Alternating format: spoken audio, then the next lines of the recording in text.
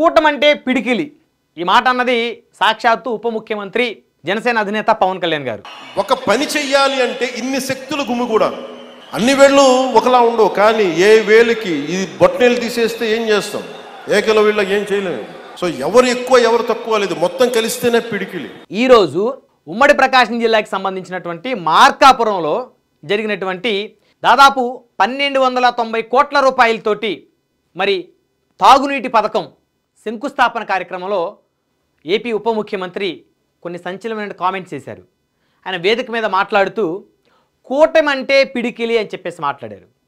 కూటమి పార్టీలకు సంబంధించి 3 పార్టీలు కలిసి ఉండటం చాలా ఇంపార్టెంట్ అని చెప్పారు. ఒక పార్టీ నాయకులు మరొక పార్టీ నాయకులకి గౌరవాన్ని ఇచ్చిపుచ్చుకోవాలని చెప్పారు. అయితే అదేవిధంగా కొంతమంది తెలుగుదేశం నాయకులు జనసేనని తక్కువ చేసినా, జనసేన నాయకులు తెలుగుదేశాన్ని తక్కువ చేసినా నష్టపోయేది కూటమి అని చెప్పేసి మరొకసారి స్పష్టం చేశారు ఉప ముఖ్యమంత్రి పవన్ కళ్యాణ్ గారు. అయితే గతంలో కొన్ని సందర్భాలు కనుక చూసుకుంటే జనసేన పార్టీ నుంచి గెలిచినటువంటి ఎమ్మెల్యేలని కొన్ని నియోజకవర్గాల్లో తెలుగుదేశం కార్యకర్తలు తెలుగుదేశం ఎమ్మెల్యేలుగా గతంలో పనిచేసిన వారు ఇబ్బంది పెడుతున్న పరిస్థితి. అదేవిధంగా తెలుగుదేశం ఎమ్మెల్యేలు ఉన్న నియోజకవర్గంలో జనసేన పార్టీకి చెందినటువంటి ఇన్ఛార్జీలని ఇబ్బంది పెడుతున్నటువంటి పరిస్థితులు అనేకమై ఆయన దృష్టికి వచ్చినటువంటి పరిస్థితి ఉంది. వాటిని దృష్టిలో పెట్టుకొని కూటమంటే పిడికిలి, అందరం కలిసి ఉన్నంత కాలమే వైఎస్ఆర్ కాంగ్రెస్ పార్టీని అధికారంలోకి రానివ్వకుండా చేయగలం. అలా చేయాలి అంటే, రాష్ట్రం బాగుండాలంటే, రాష్ట్రం అభివృద్ధి చెందాలంటే ఖచ్చితంగా కూటమిలో 3 పార్టీలు ఒకరికి ఒకరు గౌరవించుకోవాలి, పరస్పరం గౌరవించుకొని ముందుకు పోవాలని చెప్పేసి ఆయన మరొకసారి మార్కాపురం వేదికగా స్పష్టం చేశారు. పాలకులు మళ్ళీ రౌడిజం చేయడానికో మళ్ళీ గుండాగర్దీ చేయడానికో అలాంటి భావన మళ్ళీ ఉంది. రౌడిజానికి గుండాలకి గుండాగర్దీలకి బయటపడితే మన రాజకీయాలకు వస్తాం, కేసులు పెడతాం, వస్తే 29లో మేము అంతు చూస్తామంటే మీరు రావాలి కదా. మీరు ఎలా వస్తారో మేము చూస్తాం. నాకు వారి మీద వైసీపీ నాయకుల మీద ఈరోజు చెప్తున్నాను, మొదటి నుంచి చెప్తున్నాను, వ్యక్తిగతంగా నాకు ఎవరి మీద కక్ష ఉండదు. మనస్ఫూర్తిగా నా గుండెల మీద ఆత్మసాక్షిగా చెప్తాను, నాకు ఎవరి మీద కోపం ఉండదు. కానీ మీరు సగటు మనిషిలో ఈ దేశంలో ఉన్న సగటు మనిషికి, సగటు మధ్యతరగతి మనిషికి, సగటు రైతుకి, సగటు యువకుడికి, సగటు యువతకి మీరు కనుక భయభ్రాంతుల్ని క్రియేట్ చేస్తే దాన్ని ఎదుర్కొనే కదా ఇక్కడ దాకా వచ్చాం.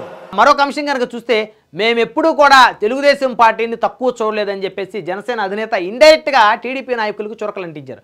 ఎవరైతే ఉమ్మడి ప్రకాశం జిల్లాలో కొంతమంది తెలుగుదేశం పార్టీకి చెందినటువంటి ఎమ్మెల్యేలు జనసేనకి చెందినటువంటి నేతల మీద దుష్ప్రచారం చేపిస్తూ ఉన్నారో వారిని ఉద్దేశించే జనసేన అధినేత మాట్లాడినట్టయితే అందరికైతే స్పష్టంగా అర్థమవుతుంది.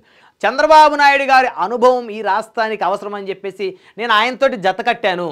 అదేవిధంగా ఆయన లాంటి వ్యక్తి ఉండబట్టే ఈరోజు ఇలాంటి గొప్ప గొప్ప పథకాలు మనం రూపకల్పన చేయగలుగుతా ఉన్నాం. నాకు అనుభవం లేదు, నాకు పోరాడే శక్తి ఉంది.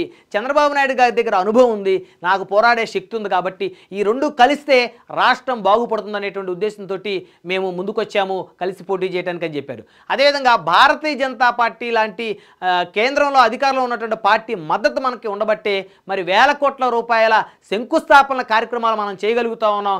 మనకి నిధులు ఆ విధంగా వస్తా ఉన్నాయి, కేంద్రం నుంచి తెచ్చుకోగలుగుతున్నాం అని చెప్పేసి ఇండైరెక్ట్గా బీజేపీకి సంబంధించి కూడా ఆయన అయితే మాట్లాడిన పరిస్థితి ఉంది. అంటే కూటమిలో తెలుగుదేశం, జనసేన, బీజేపీ 3 పార్టీలు సమానమే, 3 పార్టీలకు చెందినటువంటి నాయకులు సమానమే. తెలుగుదేశం పార్టీలో ఉన్నటువంటి ఎమ్మెల్యే, జనసేన పార్టీలో ఉన్న ఇన్ఛార్జి, బీజేపీ పార్టీలో ఉన్న ఇన్ఛార్జి ముగ్గురు సమానమే. ముగ్గురులో ఎవరిని తక్కువ చూసినా కూడా దాన్ని సహించేది లేదని అయితే ఆయన అయితే స్పష్టం చేశారు.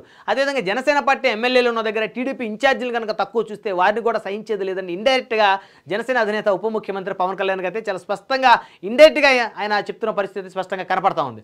అయితే ఇక నుంచి మరి తెలుగుదేశం, జనసేన నాయకుల మధ్య ఉమ్మడి ప్రకాశం జిల్లాలో ఎలాంటి పొరపచ్చాలు లేకుండా కలిసిమెలిసి ఉండాలని చెప్పేసి అయితే ఆయన అయితే ఆకాంక్షించారు. అయితే ప్రభుత్వ కార్యక్రమం ఏదైతే ఆంధ్రప్రదేశ్కు సంబంధించి ఉమ్మడి ప్రకాశం జిల్లాలోని మార్కాపురంలో 1290 కోట్ల రూపాయల నిధులతో మంచినీటి పథకాన్ని శంకుస్థాపన చేశారు.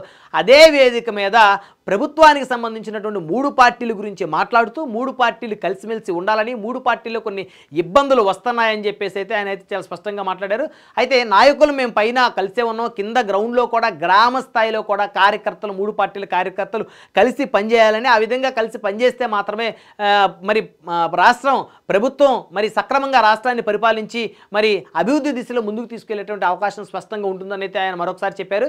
కూటమంటే పిడికిలు అన్నారు. పిడికిలి బలంగా ఉన్నంత వరకే మనం ప్రతిపక్షాన్ని బలంగా ఎదుర్కోగలం. ఎప్పుడైతే పిడికిల్లో ఉన్నటువంటి వేళ్ళు ఎప్పుడైతే సపరేట్ అవుతాయో అప్పుడు బలహీన పడుతుందని అయితే ఆయన అయితే చాలా స్పష్టంగా చెప్పాడు. కూటమి పార్టీల ఐక్యత గా ఉంటేనే అధికారంలోకి రావడానికి యూజ్ అవుతుంది కాబట్టి, ఎందుకంటే కూటమి పార్టీలు 3 పార్టీలు ఎన్నికల్లో కలిసి పనిచేసాయి కాబట్టి 164 స్థానాలను తాము సంపాదించామని, అయితే అదేవిధంగా వారు పని చేయకపోయి ఉన్నట్టయితే ఆ స్థాయిలో సీట్లు వచ్చే కాదని కూడా ఆయన స్పష్టంగా చెప్పారు. ప్రతి పార్టీ ఇంకొక పార్టీకి కూటమి పార్టీలో గౌరవాన్ని ఇచ్చిపుచ్చుకోవాలని, ఏ నాయకుడిని కూడా తక్కువ చూడొద్దని చెప్పేసి టీడీపీ నేతలు దయచేసి జనసేన నేతలను తక్కువ చూడొద్దు, జనసేన నేతలు కూడా టీడీపీ నేతలను తక్కువ చూడొద్దు, ఈ ఇద్దరు కలిసి బీజేపీ నేతలను కూడా గౌరవించాలని చెప్పేసి అయితే జనసేన అధినేత ఉప ముఖ్యమంత్రి హోదాలో మరొకసారి స్పష్టం చేశారు. ఇప్పటికైనా సరే ఉమ్మడి ప్రకాశం జిల్లాలో ఎవరైతే జనసేన నాయకులను అణిచివేయాలని తెలుగుదేశం నాయకులు విస్తృతంగా ప్రయత్నం చేస్తున్నారో వారి ప్రయత్నాలు ఆపమని చెప్పేసి అయితే జనసేన అధినేత ఇండైరెక్ట్గా అయితే చెప్పే పరిస్థితి ఉంది. సో చూద్దాం, మరి కూటమంటే పిడికిలు అన్నారు కాబట్టి మరి ఆ పిడికిల్లో ఉన్నటువంటి 5 ఏళ్లులాగా 3 పార్టీలు నాయకులు కలిసిమెలిసి ఉంటారా, లేకపోతే తెలుగుదేశం అధికారంలోకి వచ్చింది కాబట్టి జనసేనను పూర్తిగా నిర్వీర్యం చేయాలి, జనసేన నాయకత్వాన్ని తగ్గించాలి, జనసేన నాయకులకి ఇంపార్టెన్స్ ఇవ్వకూడదు అని చెప్పేసి వారిని తగ్గించే ప్రయత్నం అయితే చేస్తే ఖచ్చితంగా పిడికిలు బలహీనపడుతుంది, కూటమి బలహీనపడుతుందని అయితే ఉప ముఖ్యమంత్రి జనసేన అధినేత ఇండైరెక్ట్గా చెప్పిన తర్వాత కూడా మరి తెలుగుదేశం పార్టీ శ్రేణులు ప్రత్యేకంగా ఉమ్మడి ప్రకాశం జిల్లాలో ఎవరైతే జనసేన నేతల మీద దుష్ప్రచారం చేస్తూ ఇష్టానుసారంగా మాట్లాడిస్తూ ఉన్నారో వారు ఇప్పటికైనా సరే ఆయన యొక్క స్పీచ్ విని మరి వారు మారతారని చెప్పేసి అయితే జన సైనికులు అయితే ఆశాభావం వ్యక్తం చేస్తున్నారు. సినిమాల నుంచి వచ్చిన సినిమాలో డైలాగులు చెప్పను నేను.